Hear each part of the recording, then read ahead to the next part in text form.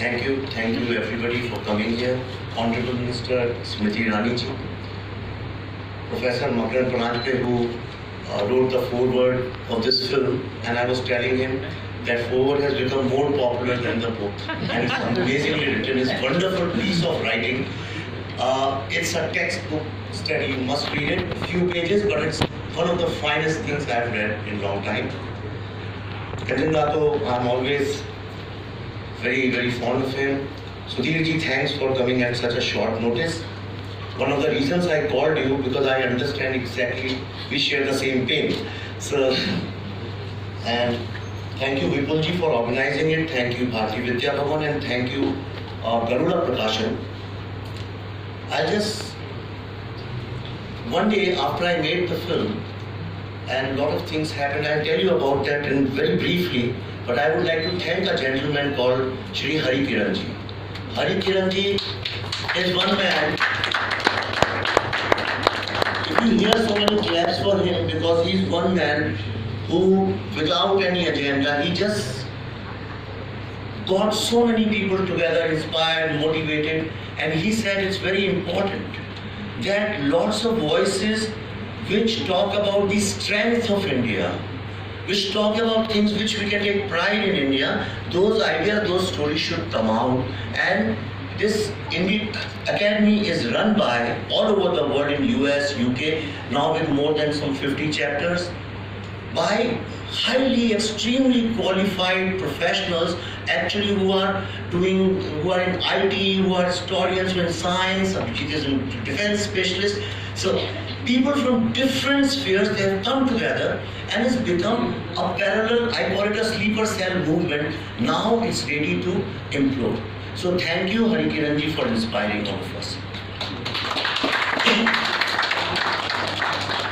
Before I begin, I just want to, it's in the book, I just want to put a disclaimer out. I have been a naxal when I was in college. My college friends are here.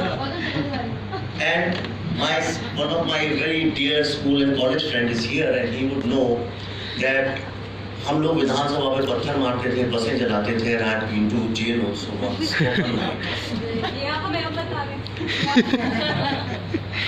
And after that I came to Delhi and joined advertising, went to US, to Harvard, and got into capitalist world, and then Bollywood happened. And one day I realized that I was becoming part of a very mediocre system. A system which was not trying to find Indian themes and Indian stories. I have made films where it was all star-driven for the market, and I said, okay, fine, this is not the purpose of my life. This is not what I want. So I started teaching creative thinking and how to find your Buddha.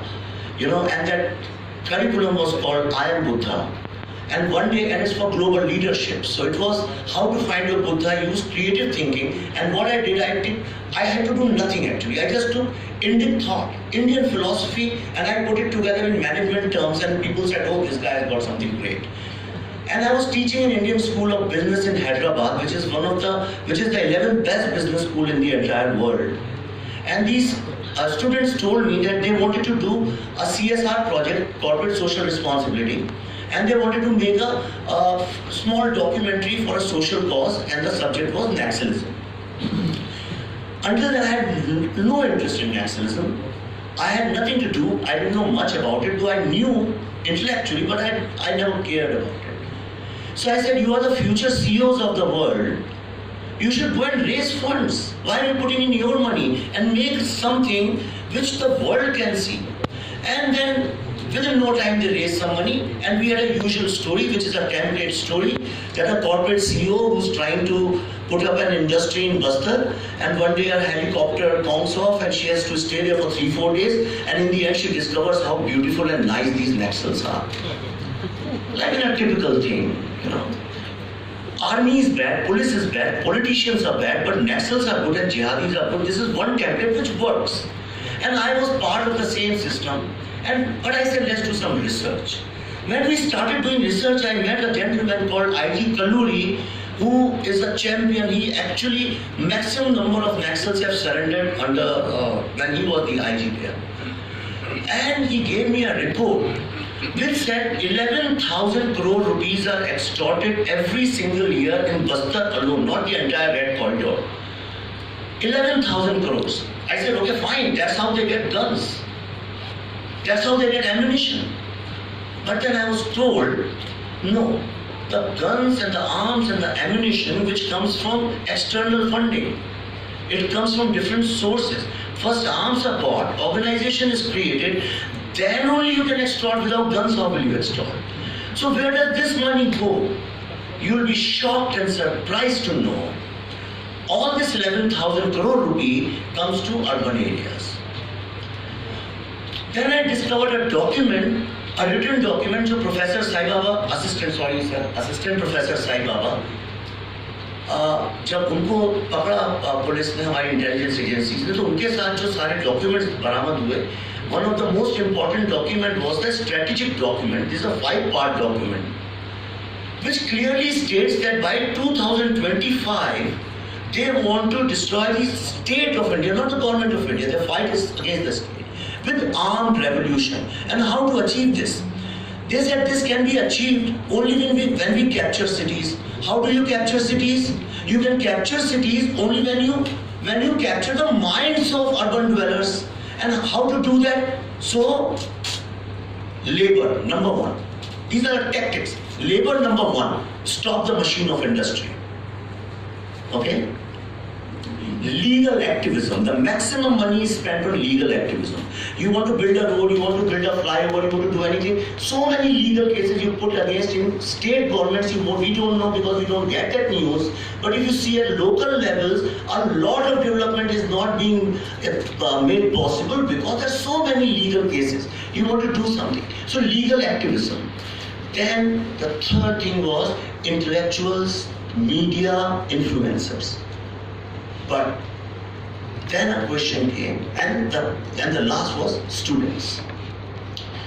Then we raised a question which I think nobody raised before that. In 2011 we made this film.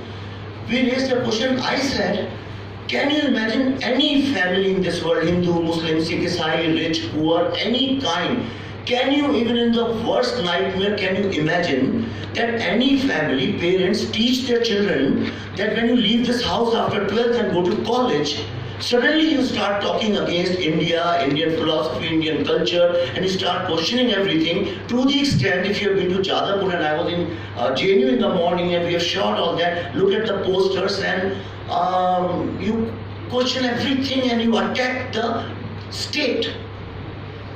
Then I said, how does it happen? And it took me back to my times when I was in college.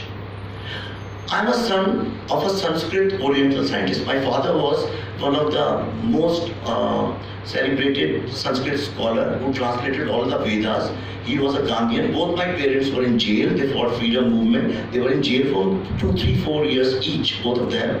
And they wore khadi all their lives. Now their son suddenly becomes a half naxal. And we started attacking the state, we hated everything. And how did it happen? It happened because the faculty, the professors, somehow told me you are living in a rotten system and the only way to freedom and enlightenment is only when you attack the basic thing. And what happened in that process that we became anti-Hindu and anti-India. When I say Hindu, I don't mean religious Hindu, I mean Hindu culturally. I became that. And then thanks to going to US and capitalism, that I understood it was all a waste of time, basically leads nowhere. And that's when I said, let's study this, and we found real examples where money is being pumped, where the cadre lives in the hostels. If there is anybody in this world who can challenge me, I'm willing to give the fact. The cadre lives in the hostel. Today in the morning, Professor Saab was telling me so many students have boycotted him. I said, आप बड़ा लिखते रहते हैं, क्या तुम्हारा time ही time है, because in JNU nobody wants to learn from you. I mean, can you imagine? In which civilized nation in this world you will find students boycott a professor? A professor boycotting a student, I understand, for his anti-national activities. But how can... And this is... Then what happened? Then we made this film in 2011. After we made this film, when I started taking to studios, and a lot of people they started saying, यार ये film बहुत फार fest है. ऐसा कहाँ होता है? Professor, गुरु, हिंदू हम India में तो कहते हैं कि अगर माँ बाप और भगवान खड़े हैं और गुरु तो पहले किसके पहुंच हो, गुरु के, तुम ऐसी फिल्म बना रहे हो उसको तो सब पत्थर मारेंगे. And gradually the people who funded it, some very small funding, 1 crore 75 lakhs. The minute they saw the film, they backed out from it. They were supposed to give us the balance 50 lakh, they never gave. They said we don't want to touch it. They are a huge 10,000 crore rupee industrial empire in Hyderabad, and they said sorry, हमारा तो काम ही बंद हो जाएगा. And then slowly I found I was standing alone. For 5 years I was broke, there was no money, and all the friends left me, and I was sitting alone. And I said, why am I depending on the distribution system? PVR signed us, it was a contract, it was about to release, but they never saw the film. They took it only on my name. They said we must have made something right. When they saw the film, they said, sorry, we don't want to be part of this. So I was sitting alone. It was 2014, and I said, after all, it's a story. Why am I thinking it like a film? It's a story, I should take it to universities. If nothing is happening, I don't have to return the money who gave me. So it's sort of a free film. All I have to do is travel. So I wrote to JNU, Professor Ida Bhaskar, who's the head of cinematics department of cinema. And I said, you want to show this film? And she said, sorry, you can't show it. Yeah, mahal sahi nahi hai JNU mein. And 3 days later, why I take names? Because a lot of people say कि कहीं आप fiction तो नहीं बोल रहे हैं. And 3 days later, I found that she had said that they are going to show a film called Aligarh. And that was the defining moment for me. And I said, this is all politics. Now I have to fight it. If Aligarh can be shown because it fits into your narrative, then this film must be shown. And that was the day, 6th of March 2016, I resigned from Bollywood. I literally resigned. Because there was nobody who was supporting me anyways. So I said, now I have to speak and now I have to do something about it. Some students wrote to me from JNU, said, sir, we want to show this film. So मैंने अनुपम थे मुझे मिले, मैंने उनसे कहा इसका कोई फायदा नहीं है. Those students are saying सिर्फ 10-12 ही लोग आएंगे. अगर वो एक रूम में छोटे से में टीवी पे दिखाएंगे. So Anupam told me one thing which I have written in the book. He said, Vivek, your film is not about box office or numbers. If this film can even make one person aware of this danger, you have achieved what you were set to achieve. And you will be, we landed, Anupam and we landed here, he bought his own ticket, I bought my own ticket, we landed here.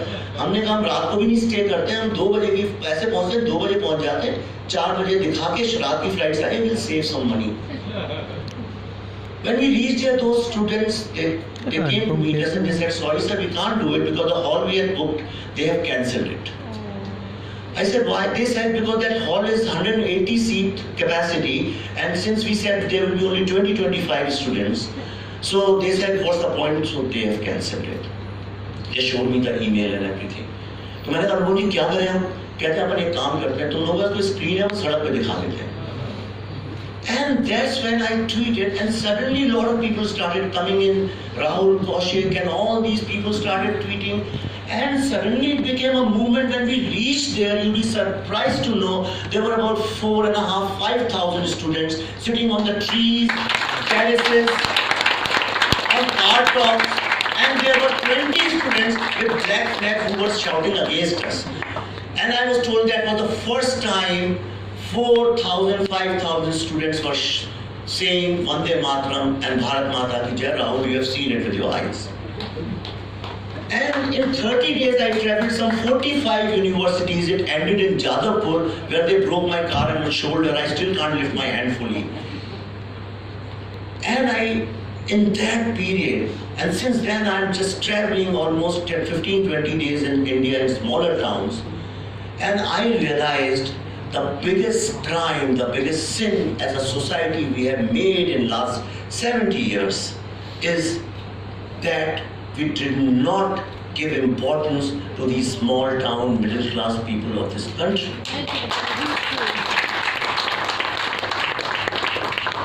The other day I was seeing Pranay Roy was interviewing lots of some four very successful startup heads. One of them was Mr. Vijay Shekhar from Paytm. And he asked him, what was the biggest hurdle in your journey to success? Somebody said, oh, this and that. A lot of people had first world problems. Vijay Shekhar said only one thing, my biggest problem, biggest hurdle was that I could speak English. But my problem got solved when I reached US. Now the problem is that a narrative has been created in this country that the only understanding about India is with those people who have been controlling English media. Primarily, you travel, you will understand the pain of people, how to fight this thing. मुझे किसी professor ने बोला हिंदुस्तान में एक लड़के के 10-15 साल तो सिर्फ अंग्रेजी से लड़ाई लड़ते लड़ते ही निकल जाते हैं, उसके बाद उसका करियर चालू होता है. And then I said, I am going to stand up for this voice because I am a small town middle class person. And you will be surprised to know today this question which we asked in 2011, whole lot of people are asking, a country which has given birth to some of the finest political thinkers of this world, history of this world, starting with Krishna, Chanakya, Buddha. In a way, in that time, if you see, it was a political transformation, it was a political renaissance. Right, with so much of violence and everything and corruption, and that's when he came out, how to fight suffering. Gandhi, Ambedkar. In a country like this, what is Mao doing here?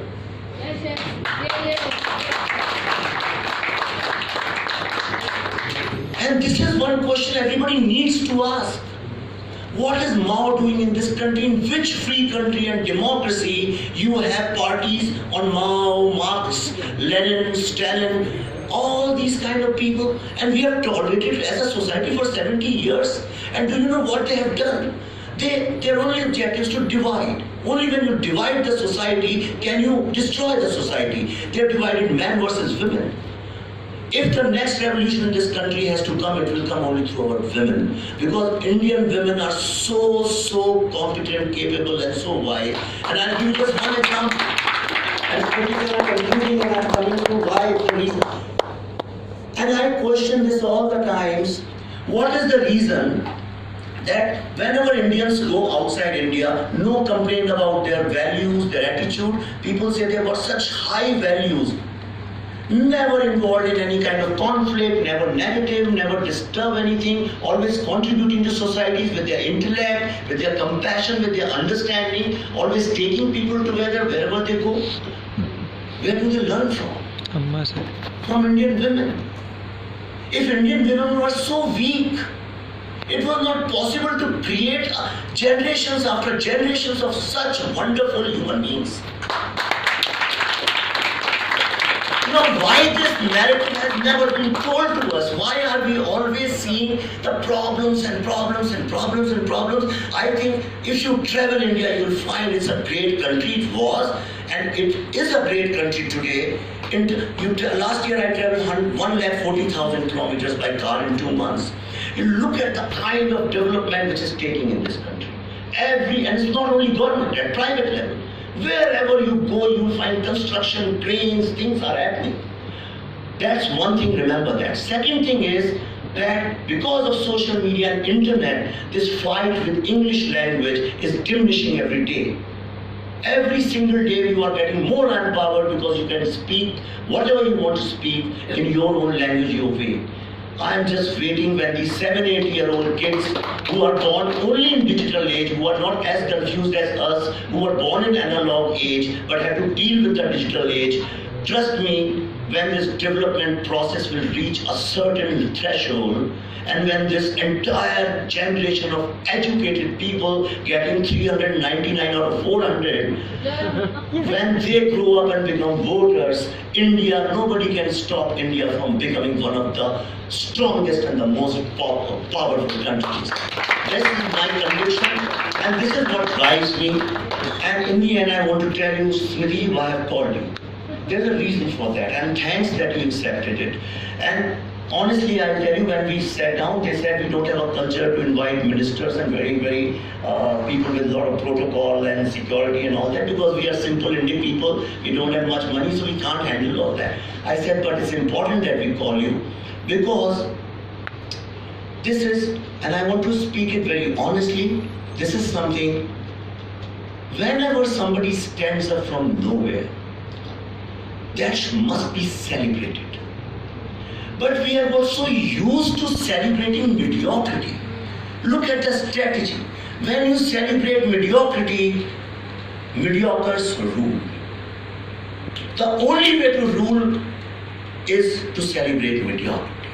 In this country, very rarely we have celebrated merit and competence and self-made people. Today Makaranji was telling me about Baba Sahib Ambedkar. His writing, he was saying Ambedkar said that merit must be celebrated, and he himself was so competent, double PhD from London School of Economics and Columbia. We forgot.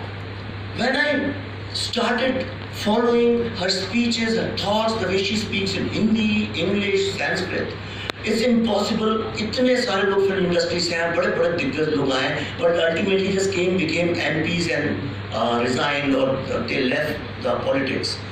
Here's somebody who actually truly at very young age from the film industry to come into the mainstream politics and to fight millions and millions of these people who have been ruling for 70 years, who are attacking every single day and night to stand up and still speak your mind. I think that is the first quality we must celebrate, not because you're a woman.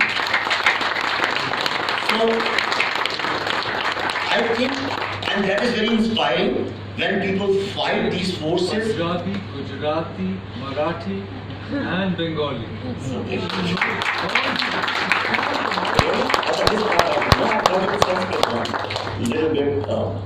So that's why we called you, and it's very important to actually believe in India and Indian values, the Indianness. A horse is not a horse unless it has horseness.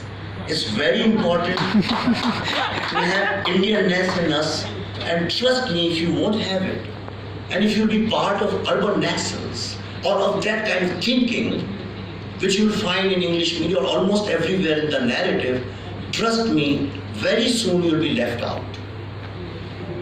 Because this country is going in a very different directions. And this book is not only about the invisible enemies of India. I wanted to call this book Invisible Enemy earlier because these people are professors, journalists, scientists, historians. They are everywhere amongst us. You won't even know the person sitting next to you can be one of them. But this book actually is about my belief that when you are broke, you have no money, no support, nobody stands, and there's darkness all around. At that time, do not look for the continents outside. Look for the continents of your mind. And then कुछ भी हो सकता है, like Anupam Kher says. Anything is possible. A person like me can stand here at the inauguration of his own book. So thank you very much for being here.